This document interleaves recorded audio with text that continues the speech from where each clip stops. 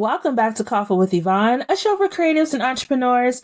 I'm Yvonne Pearson, your host and the founder of Pink Dollhouse Marketing. Instead of our usual marketing magic, we're going to do a recap of the first ever Black Women Marketers Conference that recently happened here in the Washington, D.C. area.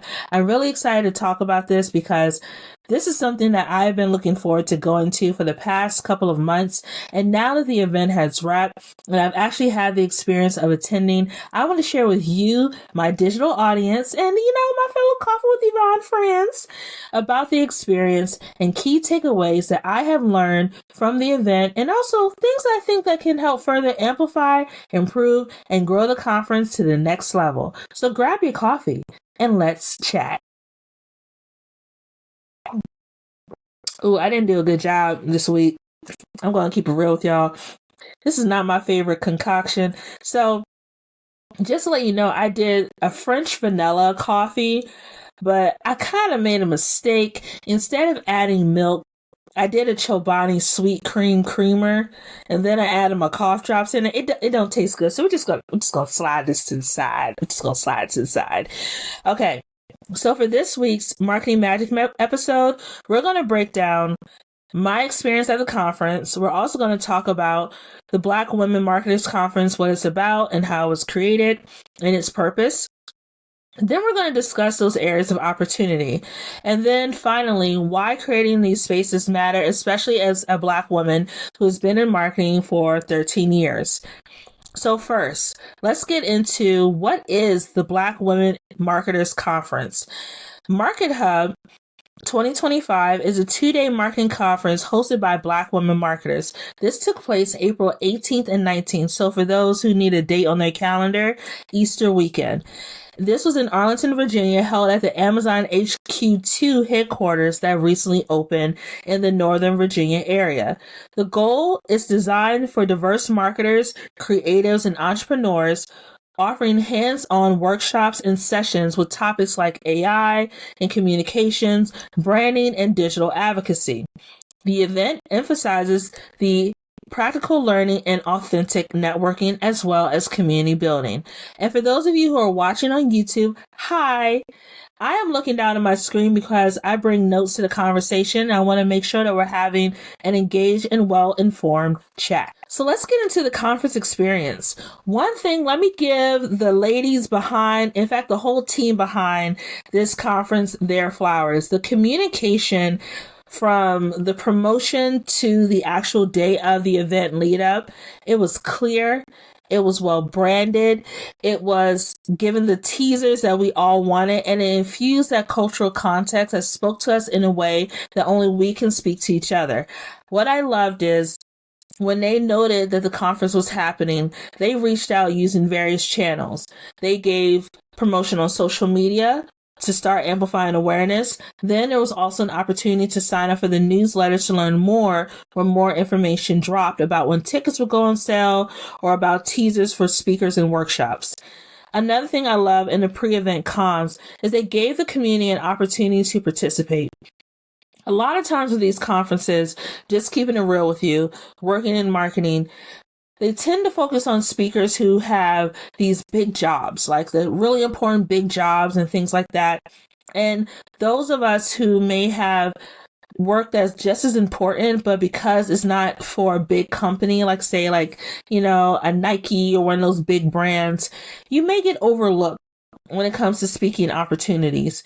What I loved about this conference is they gave everyone an opportunity to shoot their shot. You're Kobe, you're at the line, you have 10 seconds left, and you're shooting a shot to hopefully make it and win the game.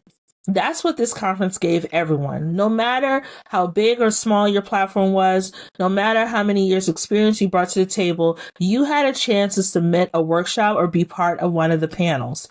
Another thing I loved about the conference, oh, I didn't notice that my collar was up there. How come y'all didn't tell me that my collar was turned up? Anyway, another thing I loved about the conference is they just didn't want speakers that were going to focus on empowerment. Nothing wrong with conferences that are all about empowerment and things like that.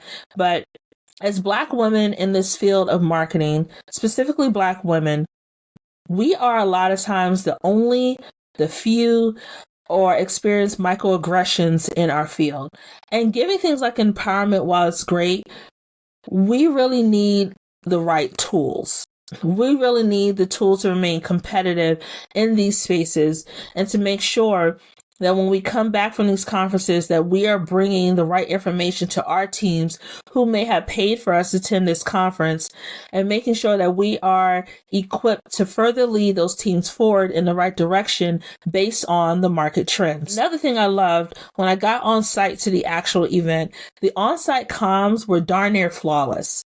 I love, and I do this note, and please don't judge me when I tell you this, but a lot of us marketers do this too. We take a lot of mental notes when we come to events. We are paying attention to all the little details. Marketer and PR girls, we kind of sit at the same table for this one.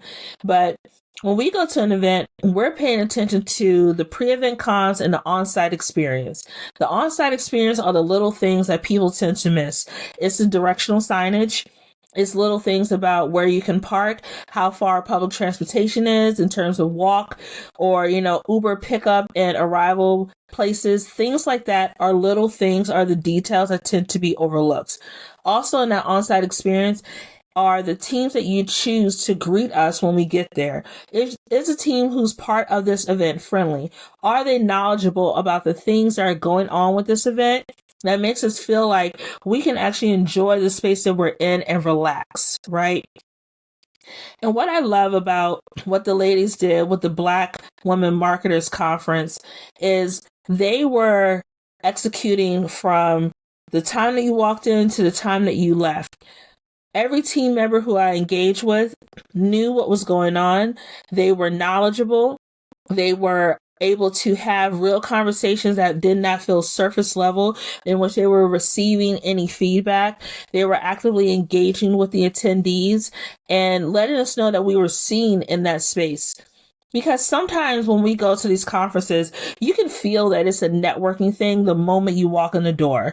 You don't think like, I'm going to walk away meeting my best friend at this conference or my new creative bestie. When you walk in, all people care about is finding your LinkedIn information, finding out what you do for a living, and finding out how important you are. And to be honest with you, while that is great, I'm not the kind of person who I lead with my profession in every single conversation I'm in. It sometimes takes you a good 20 minutes to sometimes maybe an hour before you realize what I do for a living and how long I've been doing it for a living, because I don't want that to be my whole sense of self. While my profession, I'm very proud of the work that I have done in marketing. That is not the totality of who I am. What I love is being able to talk to people and getting to know them for who they are as a person that is separate from their career. If we get to that part of the conversation and we find out we have a lot in common in terms of what we do, that's just a bonus on top of the relationship we were already building. For the on-site comms, the team made sure the color story translated from not just social media, but again, the in-person engagement. When you're in the main event hall, the colors that were used inside the main event hall mirror the colors that were included in the campaign materials. And that is very important, especially as being Black women and expanding this window to women of color in the industry. Whenever we do any kind of event that tags our name to something this big, there's always going to be people looking for something to criticize. And we have to show up excellent every single time. And what the team has done in showing up in excellence, being consistent in the brand messaging, being consistent with the type of team that they have selected, whether it was the actual staff or the volunteers, making sure that everyone was invested in the work that needed to be done that day. Those are the things that make it so much of a greater experience, and also provides that word of mouth marketing that's very important to amplify awareness for things like this, especially as we continue to see inclusion and belonging be underneath a microscope in terms of its value in various spaces. This showed that when we work together and when we actually bring our knowledge to the table, as well as our culture for a sprinkle for some razzle dazzle, we can operate and build something even greater than they ever expected us to. So let's continue the conversation about the on-site experience, because again, I am a visual girl because you all the visuals, honey, according to Queen Bee. The activations. The activations for me were very well done. They were very well executed. I love the fact that they provided headshots. Headshots, for those of us who work in the industry, are very important because we use those on our LinkedIn. We use those for like any media kits or when we're pitching various speaking opportunities and we're looking to increase our visibility on a bigger stage. Having headshots there allowed for us to, get in front of the camera to show our personality, but knowing also too that the photographer behind the camera was another Black woman. Those are those little details. Because one thing I do have to share with you, I do worry so much when I get my headshot taken at professional events. I'm worried about the lighting.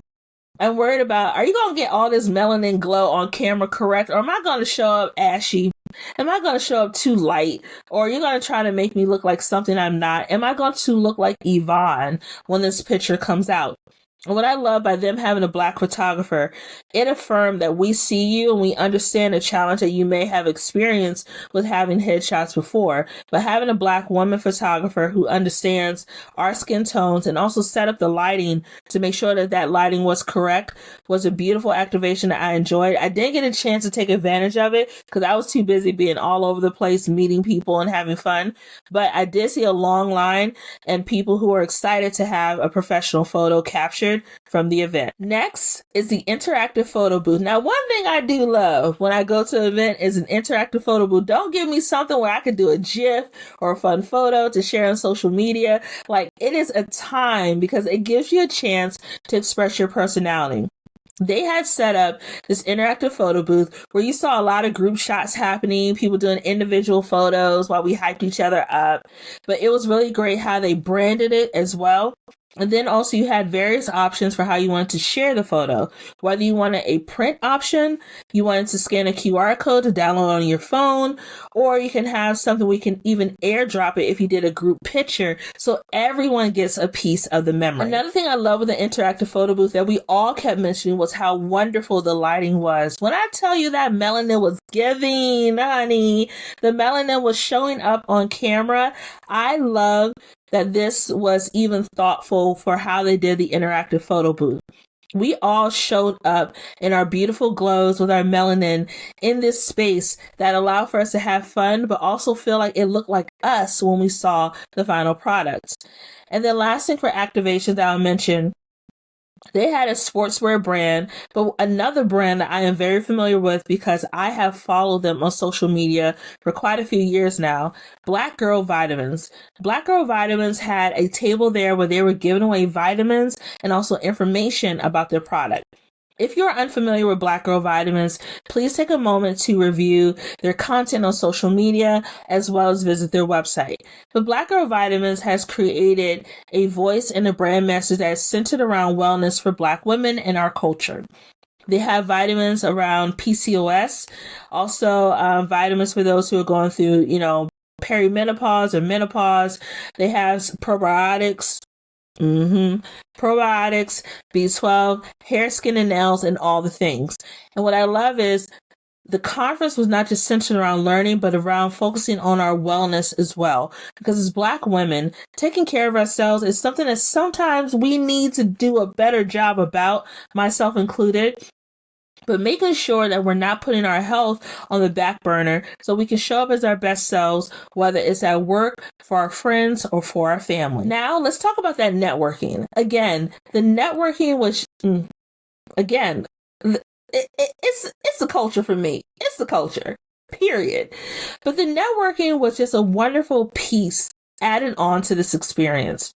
What I loved is, again, as someone who has gone to a number of marketing conferences, both here in the DMV area and throughout the United States for work, one commonality thread I have seen in networking is sometimes it feels very surface, right? People have their business cards already in their hand or their QR code ready for you to scan it and, meet them and connect. You may never talk to these people ever again.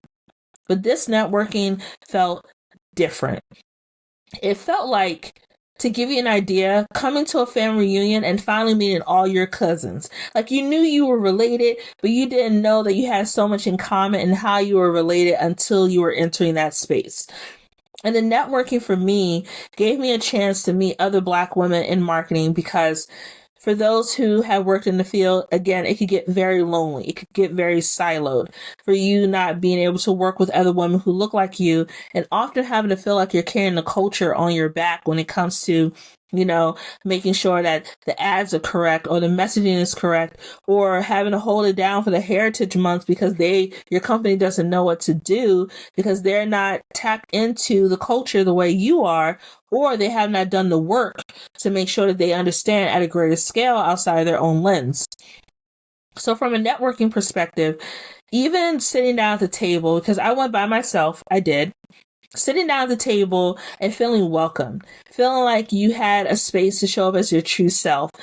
It got to the point, not even going to lie to you, before we even exchanged information, we were sharing stories and validating each other and affirming one another and speaking life into each other and giving each other the things that we need to carry us through to the next time that we have an event like this. And then for networking, even though we exchanged information, you saw people going out to lunch with one another. You saw them hanging out in between sessions and just talking and catching up. And the conversations went from talking about work to digging into actual real life things that we shared with each other because we felt safe to do so. And for me, especially living here in the DMV area, I do recognize that me growing up in a predominantly Black area in a very diverse culture, that my lived experiences are different than other people's lived experiences who may not have had that benefit of being surrounded by people who look like them. And hearing people share about how when they go to work, they're the only Black woman on their team, or sharing how when they have projects come up, bosses who don't get why Black History Month is so important, having to fight for having your voice in a space that doesn't value your voice, it can be challenging. And it made me realize, despite the challenges I went through, at least I am lucky enough to say that I've had the experience of having a Black leader, whether it's a director or a VP, who looks like me more than once in my professional career. For some of the women I've talked to, they've never had that experience. Having a mentor who looks like you, who's looking out for you, that can be a challenge. And then seeing people, and this is real too, y'all, I'm keeping it real with my audience, but seeing people be amplified into promotional positions who haven't even done twice the work that you have done. That phrase, I think Papa Pope said it in Scandal, but twice as good to get half. Always showing up twice as good, always showing up top of excellence, operating in excellence, operating as the best. It can become draining because people expect for you always to operate in that space. But then to see other folks who don't even put as close the amount of work that you're putting in, as close to the effort, and show up just to show up, get amplified over you. And you are better. You have more education than them. You have more knowledge than them. That can start to nick away at your confidence. It could chip away little by little at your confidence, where you're that girl. But when you're in a space that undervalues you and does not see your full worth, it can make you start to question that. So what this conference did, it brought us into a safe space where we can share these experiences and pour back into each other to fill their cup. Fill their cup to let them know that you are more than worthy of being in this space and that you deserve to be there, because you being there shouldn't be a revolutionary statement, but it is. And then also talking about, too, in terms of networking, seeing younger marketers there, which, again, for me, I have been in the industry for 13 years. I've been in spaces many times. Like I said, I've been the only or the few. And to have these young Black women who are maybe 2 years into their career or just coming fresh out of college, having a chance to connect with us and feel like they have a space that if they need to reach out to someone who looks like them to talk, that is there. If they, are looking for a job opportunity, for a lot of us who are now built up into spaces where we can control the narrative of what we want to see on our teams, we can open that door for them. Knowing that now exists, and that though the struggle And though the challenges still exist, it won't be as hard for them because we are pushing through to do the work. And then on my side, in my full-time role, working in senior marketing as a senior marketing manager, speaking to women who came before me, before even Google existed, when it was even the percentage, I think it went down actually. I think it's 5% of Black women are in marketing from entry level to executive. But knowing that these women were the trailblazers before me and built up the space so I can even exist, having a chance to have that conversation with them was not just enlightening, it was needed. And again, it filled my cup in a way that I cannot fully verbalize to my audience. But I am truly glad that I had a chance to network with other Black women in marketing and feel like I could be in a space where I could show up as my true self. So going into the workshops, I have a few favorites that I did note. There were many workshops that were offered in various breakout sessions. And one of my personal favorites was the one about marketing and AI, the future of communications. What is shared was key tools for navigating the space and building positive relationships with AI with systems like ChatGPT, Microsoft Pilot, and even some systems that I haven't even heard of before because I really don't live in that space of AI yet. As we know, marketing is starting to lean more into technology, so I will have to learn eventually how to use other tools. But more importantly, the takeaway from this was teaching the tools how to work for you and not the other way around. And I thought I was a little cuckoo for Cocoa Puffs at first when I renamed my Chat GPT Chatty, but according to the panel, I'm in the right space for thinking that way. ChatGPT is supposed to amplify my work, not do my work. And that's something I already knew, but it further affirmed for me. But by naming it Chatty, I am now taking control over the narrative of what ChatGPT and how it's supposed to work for me. Essentially, by creating a personalized approach, ChatGPT or any other system that I choose to use is now learning me and my language and how I communicate and what my voice is in various social media spaces or the written language. Another thing I walked away with that was very important is making sure when we're mentoring the next generation of marketers that we are not chastising them for using these AI tools. Just like when we were coming up in the marketing space or any other professional career, more specifically marketing, during that time, things like social media were very new. Things like Canva, which I have been down for Canva since it launched, and it just has simple tools for editing. Lord have mercy, trying to remove a background then was a challenge, but we are here. Amen. Amen. But when I was first coming up in marketing, understanding those who have been in the field longer than me and who hold executive positions and their pushback against having various social media pages, their pushback on things like doing video content or working with influencers or using tools like Canva to create graphics very quickly over using traditional tools like Adobe Photoshop or things like that or InDesign. I now am in a position where I now see why they felt the way that they did. But in order for me to embrace this next generation of marketers, I also had to lean into the tools that they are used to make sure that I am teaching them how to use these tools to their benefit, but still build their strategic thinking that will allow for them to use the tool as a benefit instead of a crutch for them to lean on for building out their entire strategic process or campaign deliverables. So it did teach me a lot in that conversation, hearing from their perspective of what we can be doing to foster that talent and build that talent for the next generation so they know that these tools are there for them to use, but still the core of what they need to know is important as well while being amplified through AI. Another workshop that I did love is one called Connect 4 in terms of connecting with matter. And it was a high engagement workshop focused on building spaces for key and impactful networking. What she did, which was different, I think her name was Shantae. Shantae or Chantel, one of them.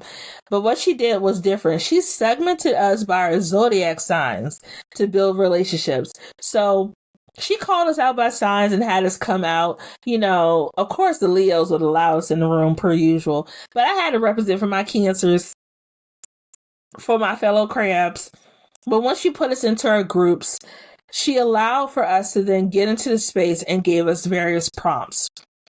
And those prompts were scenarios for creating conversations to build networks. For example, one of the prompts was the connector. An example she used for the connector is Issa Rae. And the connector is the one who's a bit more social, who knows everybody, who connects you with the right people to make sure that you are building your professional or educational opportunities or just building your network, because they say your net worth is your net worth. And apparently, according to my mama, I'm the connector. But I kind of peeped game from that the moment I saw that explanation. I was like, yeah, that's definitely me. The other categories included, and I don't have them all on the top of my head, but it was the connector, it was the mentor, I believe, and there was one that was called the sponsor, and I think the last one was the encourager. So there were 4 different categories. And from there, we had to discuss as a group, which of these 4 categories do you need the most for your career right now? And depending on what you need, practice the scenarios that are outlined on the paper to pitch to someone who can meet that need for you for where you are in your career. Now, the cancers, we did what typical cancers do. We listened, we took notes, but then when we started talking, we started having a full-on therapy session at our table and talking about different challenges that we're dealing with in the careers and stuff like that. So essentially, we did not do our work. We did it. And when it came time for us to actually present, we winged it. We winged it, but we were still very successful. But what I loved about this is it outlined on paper the areas that we need the most in our careers to get us forward. While I may be the connector, but I've also been indirectly the mentor. And now serving as a mentor for the Content Marketing Institute's program, I now serve formally as a mentor for someone else in their career who's located on the other side of the country. Another thing I didn't think about either, too, that I need for my career is a sponsor. Because now that I am a senior manager in my field, I'm now in that middle stage of my career where I'm up, but I'm not in that C-suite yet. And even if I want to be in that C-suite is another question. But the sponsor is not just looking at it from a level standpoint in your career, but that sponsor can be someone who pitches you for a speaking opportunity or pitches you to be on someone else's podcast or something like that. That sponsor is a person who's talking about you in rooms you haven't even entered yet. And indirectly, depending on what you have decided to do with your career, you can fall into those various categories depending on who you're engaging with and what your goals are. So I could be the connector one day. I could be a mentor the next, which has happened many a time. I can also be someone's sponsor, which I have done, and speaking about people in rooms they haven't entered yet, because once I believe in you, that's it. Once I see you doing the work, I am rooting for you every single step of the way. And I will make sure when I see an opportunity that I identify it and I make sure that you are included in that conversation. And being the kind of person who recognizes that these few categories that I listed to you are important for us to make sure that we're building and fostering the growth in our community was a really great session to attend.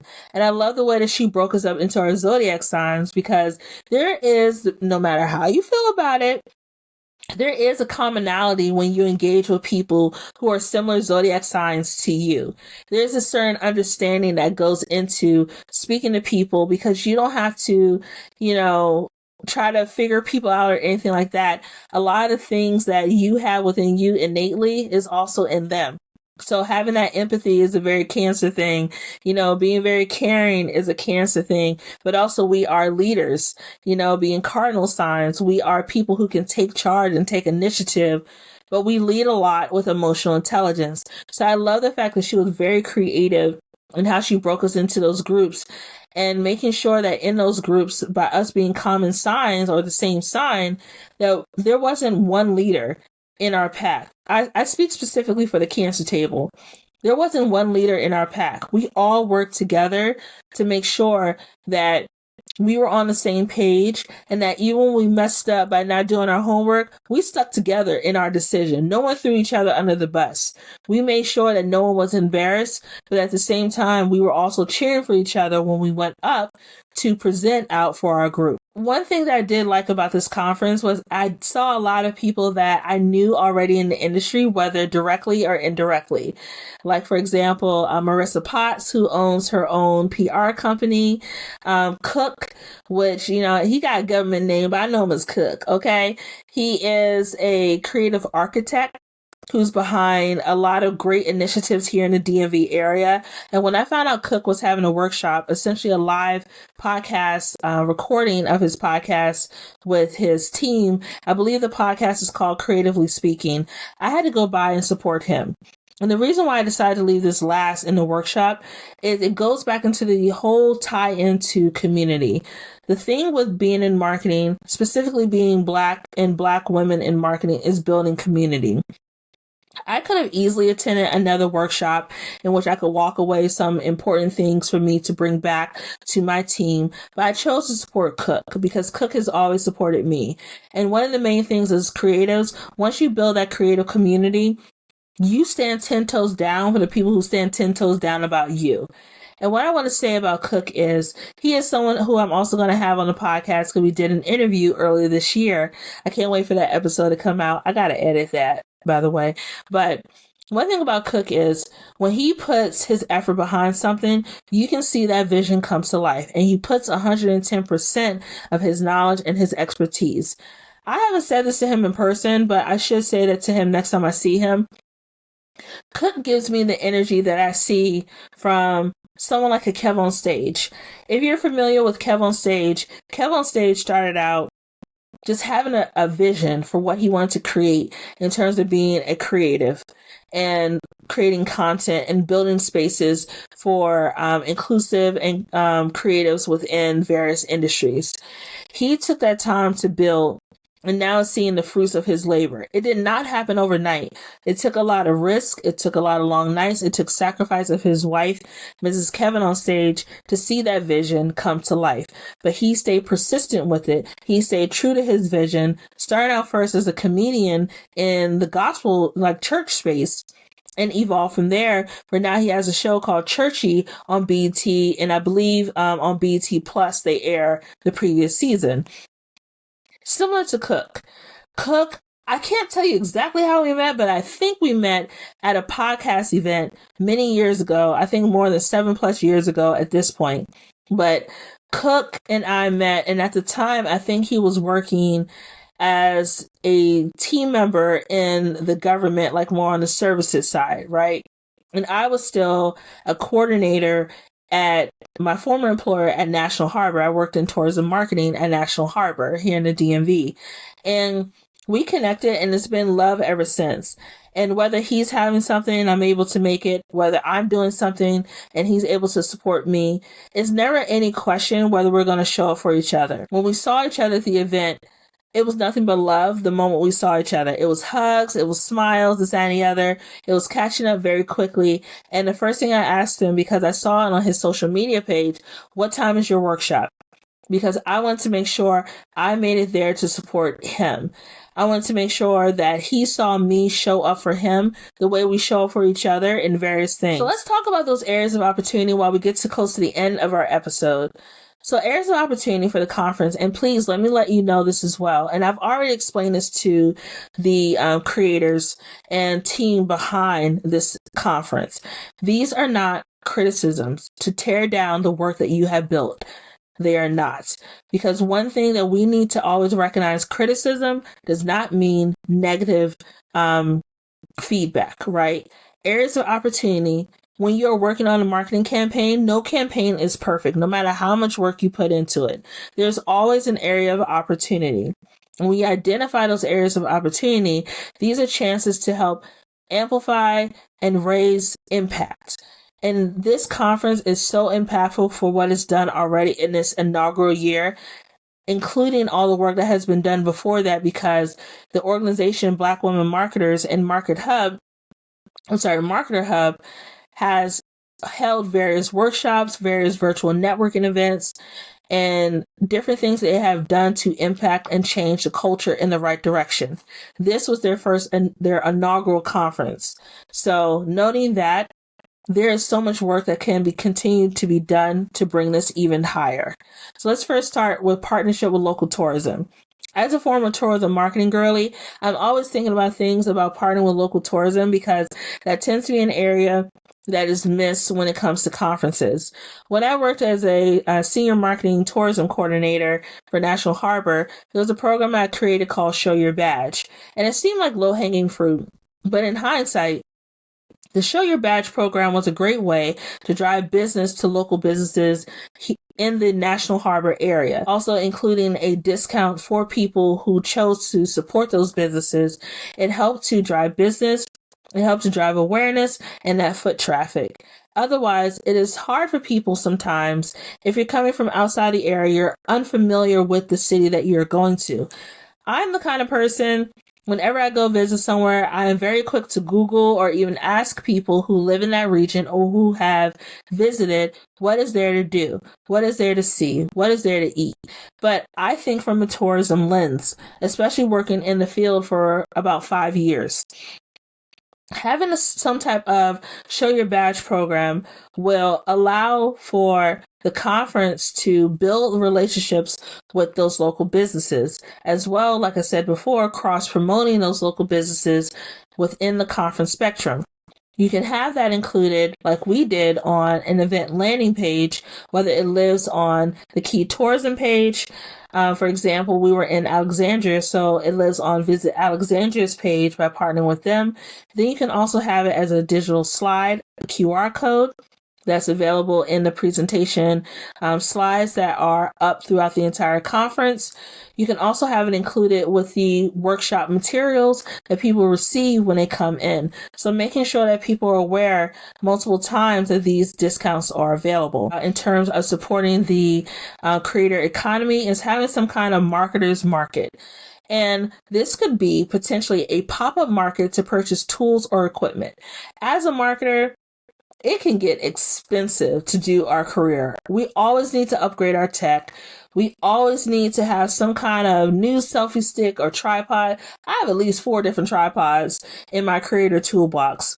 Whether it's a 6-foot tall one, a handheld one that swivels and folds in my purse, one with an attachable light. We have so many things that we need for creating content and doing our jobs. So having a pop-up market on site that we can purchase tools or equipment we can use, whether it's like battery packs, selfie lights, things like that, but have it be from inclusive brands. I think a lot of times when we lean into tech, we could be unaware that there are inclusive brands out there that create the same things that we need. So this conference can help build and amplify awareness for those smaller brands that focus on the creator market. Another thing I think would be great, which they did very good, but further amplifying, is doing some kind of social media live feed. So, for example, I love the stories content that they gave and like the day of recaps and things like that. I think that is really great.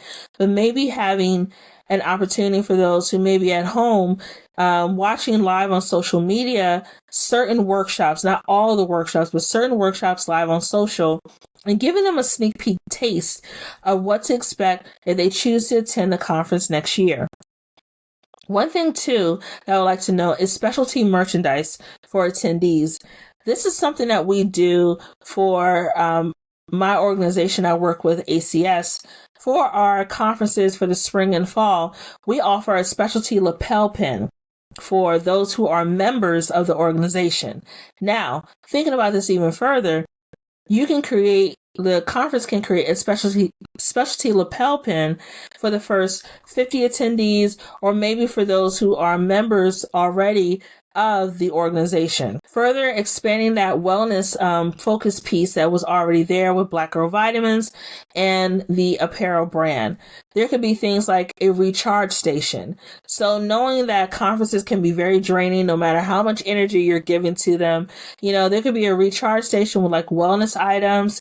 There could be, water. You can have maybe like a mini Pilates or like a yoga break or something that's focused around wellness, even like a nap area.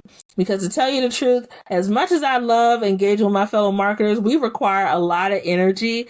And when you attend the workshops and you're doing a lot of thinking, taking notes, asking questions, taking a nap is a beautiful thing. And I know a lot of people were attending from out of town, but for those of us who are local and who drove into the Northern Virginia area to attend the conference, having somewhere where we can recharge and relax would have been really great, and I think a great addition to the conference. And then finally, thinking about those areas of opportunity, amplifying their interactive engagement. So there's things like, again, for my current employer, we have a wall in which people can write messages about why they are proud to be part of the industry that they're in. So doing something like that, perhaps having a wall with, the Black Women Marketers Conference logo or something like that on the wall. And it could be a brand new whiteboard with a prompt. It can ask a question, and the question can change for each day of the conference to keep that content fresh. Then you can also do capturing that content and repurposing it for social media. So getting like some videos of people writing up on the wall, doing like a recap of, what the top comments are, something like that, and key takeaways that maybe like advice that people are giving from, one marketer to another. Another thing for interactive engagement that I've identified is creating some kind of marketer confession booth. And that could be sharing any mistakes or learning lessons from your career. Again, as someone who's been in the industry for 13 years, it has not been perfect. I have made mistakes that, let's talk about some of those things, because girl, what were you thinking? But those learning lessons have improved me in my career and made me even better to move forward and move ahead. And I do share that with people when I see them going through something that could be a similar pitfall to the decisions that I have made that help to push me back, essentially, or even taught me a lesson to the point I lost my job. But again, having some type of marketer confession booth, that could be really cool engagement to then repurpose into like audio only format to protect the innocent who are sharing that information, or some kind of like, cute anonymous post in which that content is then shared, blurring out the faces or something like that of the people who were providing that confessional information. In our last segment for the recap episode, why creating these spaces matter. One is the importance of building community. Again, authentically connecting with others. It's something that I love to do in my work, and it was something that I saw throughout the conference, that authentic connection. Number two, in the importance of building community, hyping up our fashions or fixing our hair. And that seemed like something so small, but seeing Black women help each other out before they took a photo, or noticing something about their outfit and letting them know, hey sis, just fix that collar a little bit, or, fix your lipstick or something like that. Those things are why those spaces matter. Because when I go to different conferences, I may not feel comfortable talking to someone about those things, or, sharing hair tips in the bathroom and stuff like that. And then hearing things like, yes, queen, or you ate, or okay, blue suit, like things that are specific to our culture, is so important for us to continue to create those safe spaces. Number two, and why creating these spaces matter, affirming our own experiences. As I shared in the top of the episode, things like microaggressions that I have experienced in my career and continue to experience in various ways. Microaggressions chip away at your confidence. No matter how smart you are, no matter how, how much you bring to the table, no matter how high up you are in your career, microaggressions are a way of chipping down and eating away at who you are and what you can do. And then being the only in the room. Being the only in the room, imagine dealing with that every single day, whether you're the only in your department, or you're the only in your entire organization, or you're the only in senior leadership.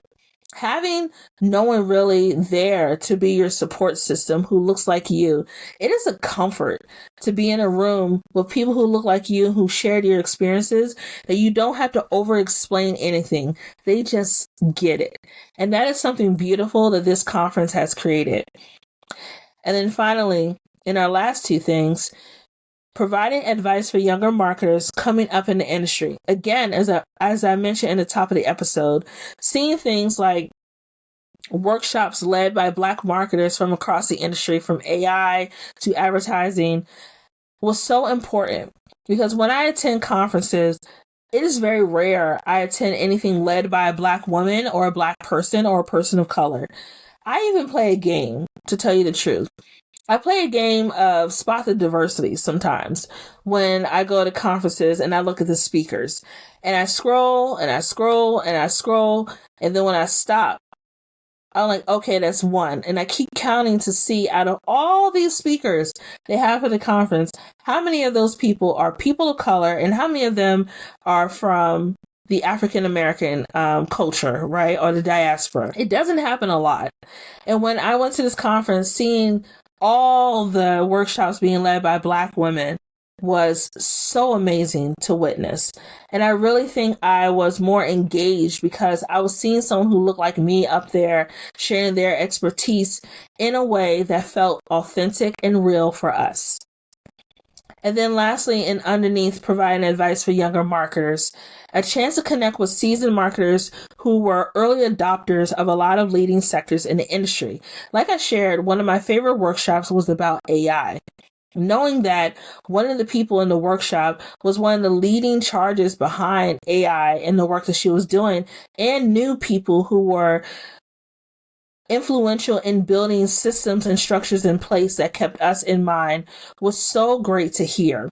Because I never would have knew she even existed if it wasn't for that conference. And finally, in why creating these spaces matter, this conference was a conference that centered us as the focus and not as an afterthought.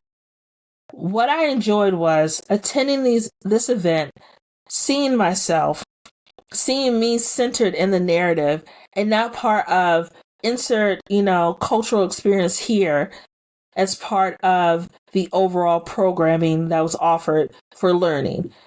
By doing that, it not only validated so many of us, but it also showed the value of what we bring to the table as Black marketers, as Black women marketers, as women, and more specifically in a broader sense, as women of color. It was so great to see that, to feel that, to hear that, and to experience it over the 2 days that I was there. And I really do hope that this conference returns. I hope that those who are watching or listening to this podcast will have an opportunity to attend, because I really want to see this grow to a bigger stage, to the point, if you don't get your tickets early, you ain't going, because that's how high the demand will be for attending something like this. So, I hope you enjoyed today's chat. I hope you enjoyed my recap of the conference, and I know it's a little bit different from the marketing magic that we usually do. So don't forget to follow Coffee with Yvonne on Instagram and Threads at Coffee with Yvonne.